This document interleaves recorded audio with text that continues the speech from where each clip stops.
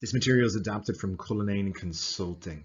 They very kindly allowed us to use their material when it comes to doing CV preparation. So just a big thanks to them, and you can find their website at the bottom of this PowerPoint.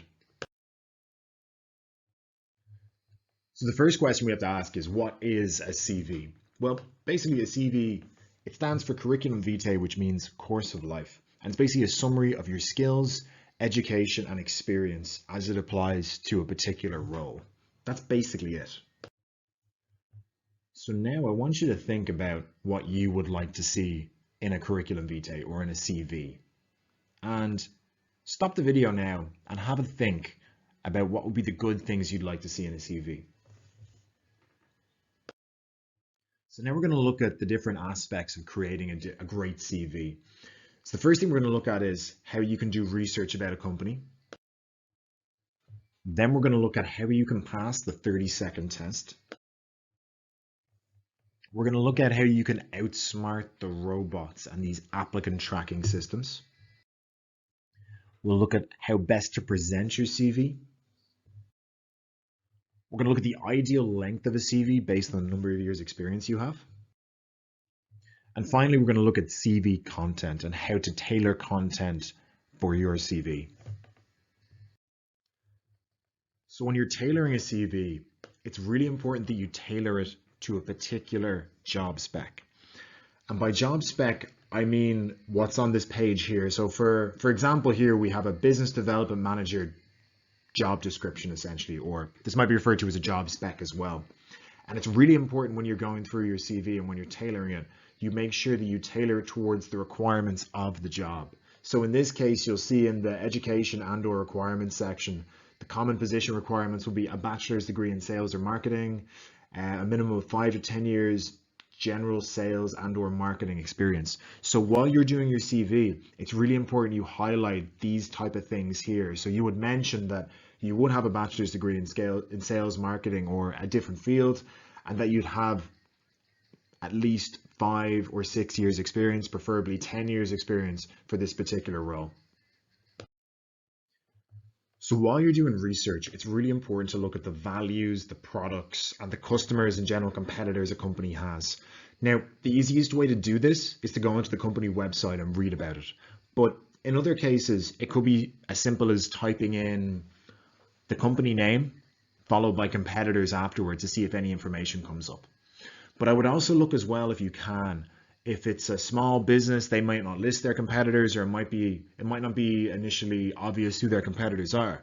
But what you can do is you can look at companies within that region. So you can go on things like Google Maps and type in that company, or type in paper companies in a particular area if it's a paper company, and you might see that there might be 3 or 4 paper companies in that direct area. So those would be those direct competitors in that regard, and it's good to know about them in that regard. And again, it's really good to just continue to make sure that you've identified the key skills in the job spec. That is a part of the research in and of itself, to look at that and be like, okay, have I identified those key skills they're looking for in my CV? Now, you could end up putting in a hell of a lot of work to your CV. And that's a good thing. That's going to be something you're going to have to do when you're going for these positions. But the unfortunate truth is that hiring manager or HR professional, they could get in 50, 60, 100 CVs into a position. And they'll probably spend about 6 to 30 seconds looking at that particular CV. Now, we put this range from 6 to 30 seconds, but to be honest, if you can get a hiring manager or HR professional to spend 30 seconds looking at your CV, you are very, very lucky. Majority of the time, it'll be closer to 6 to 10 seconds. So it's really important to make sure that you've tailored it as much as possible to the actual job spec itself. That means that in the top of the CV, and we're going to look at this a little bit later, but at the top of the CV, including the keywords and information from that job spec. So to bring it back to that business development sales manager role, to include the fact that you would have a qualification in business, and to include the fact that you would have 5 to 10 years experience, these type of things, these sort of keywords they're looking for, because if they don't see those keywords, they're going to say no. So about 60% of employers use what are called applicant tracking systems.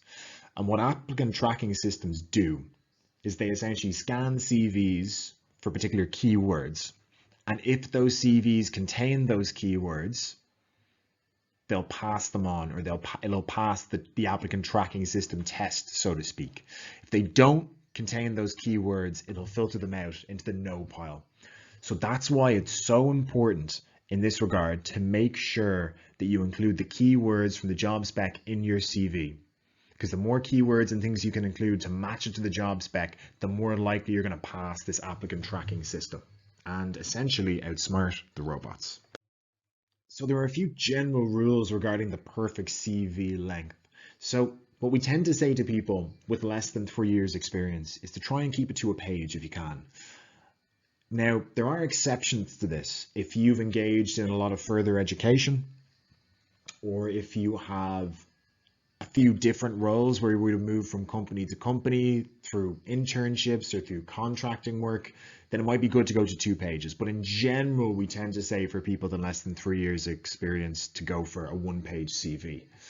Most CVs will fall into the 2-page category. So if you have more than 3 years experience, or if you have a bit more than a year or two's experience, but you've been in further education, then that's probably a good scope for you to include in your CV, or a good length for your actual CV.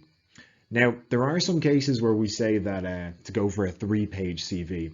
Now, these would be in situations where someone would have greater than 10 years experience and would be in a particularly exceptional career where they would have been in senior management or in other high profile roles.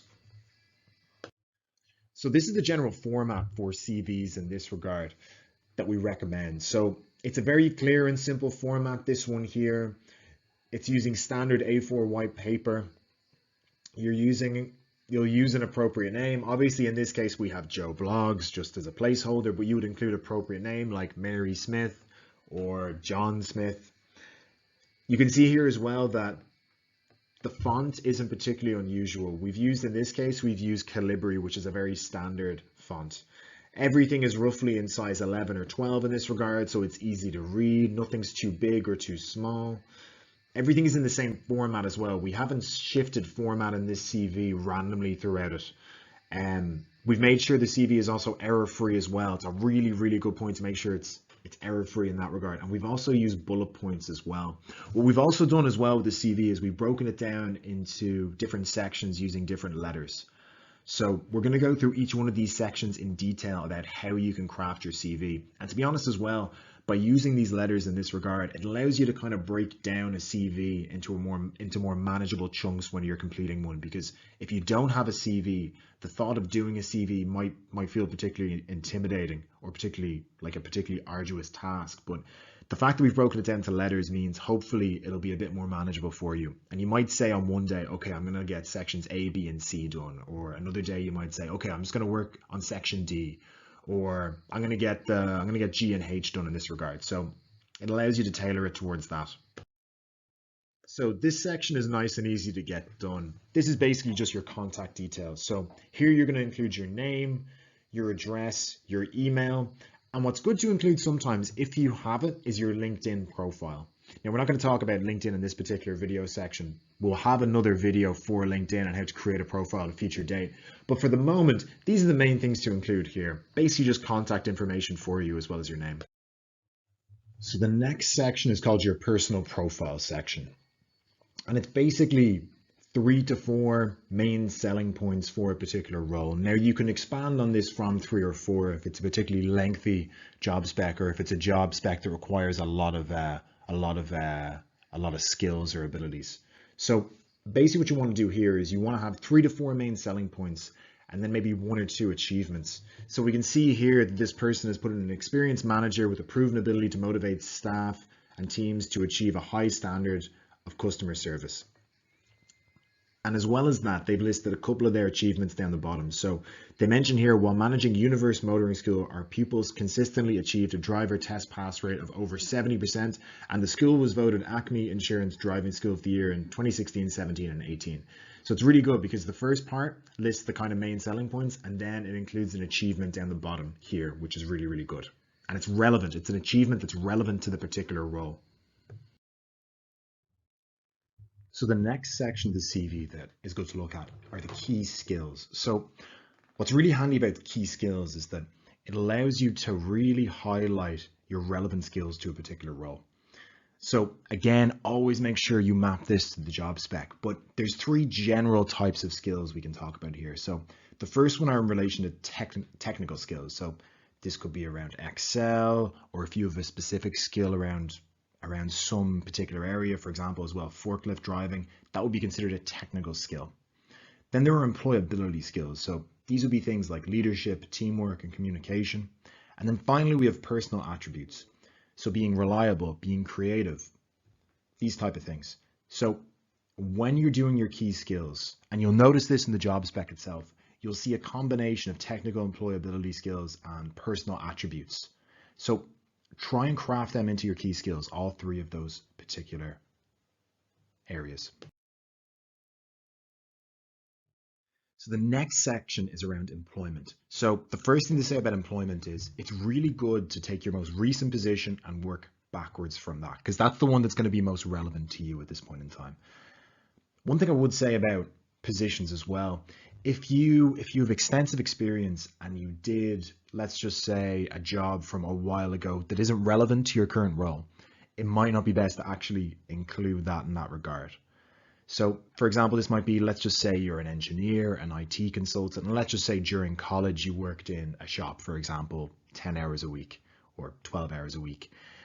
You probably don't need to let the employer know that you were doing that if you're tight on space, because it's one of those things where it's not going to be relevant for the role. You're probably not going to have had too many skills in that job that might be relevant to the current role you're going for. And when you're doing your CV, real estate is a premium. So things like that I wouldn't include too much. Now, it's really important when you're coming up with the jobs that are relevant for your CV to have the year and the month. Before we used to just say the year, but there's this trend that's come on board recently that says to include the year and the month. So the main things you want to try and do is you want to try and have 4 to 6 bullet points on your day-to-day activities.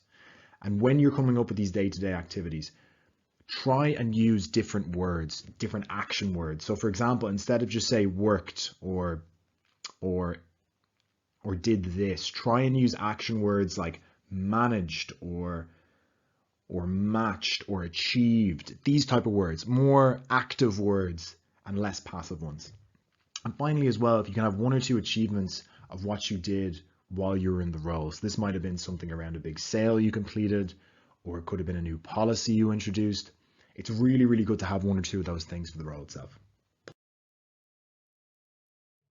So the next section is on education. So what you want to do, similar to your employment history, is you want to have your most recent qualification first. And then you want to work backwards from there. So as we can see here, you've got the name of the course, you've got the college you attended, and you have the years or the months that were attended in that regard. And it can be good as well if you can include any work experience here. One thing I would say, the only time you'd include education before work experience is if you were a recent college graduate or if you were going for a graduate position online.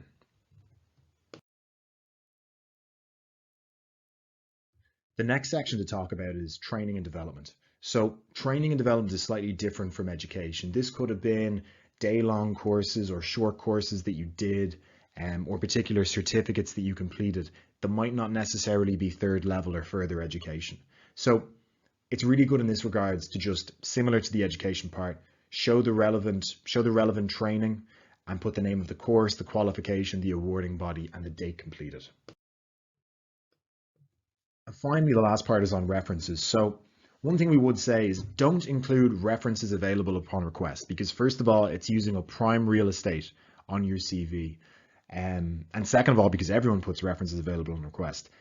What we would say is to ask referees in advance and then include them there, you know? So in this case, this person has put down referees and they've put their contact details for referees down there. So that would be our advice going forward with that. Now, the interest section is a bit of an interesting one. We normally see on CVs, people will put down for their interests reading, writing, and walking. And like, that's fine. There's nothing wrong with that, but everyone puts that on their CV and it can get a little dull, to be honest, like, you know. What's much better is if you can put something a bit different that you do that shows a bit of your personality, you know? So in this example here, you've got the person did weekly hikes for the Sprightly Northsides hiking club, and they walked 4,000 miles and they raised €7,000 for local charities. That's pretty interesting. That's something I'll probably ask someone if I was an interviewer. I'd be like, oh, tell us more about the Sprightly Northsiders hiking club. That sounds really cool. As well, like things like Pitch and Putt, active member of Castlegate Pitch and Putt, and I have traveled throughout Ireland in a vintage motorhome which I renovated with a friend. These things catch interviewers' attention, and to be honest, if you have two candidates that are very evenly matched, and you see between them that one person has put interest down and one person hasn't, or one person has put interest down like reading, writing, and walking, and someone else has put like interests down that show a bit more personality. Like it can be the differentiating factor between going with one person or the other, you know? So if you can put something down there about interest that kind of helps you stand out, it can help spark a bit of a conversation in the interview, and it can really show your personality.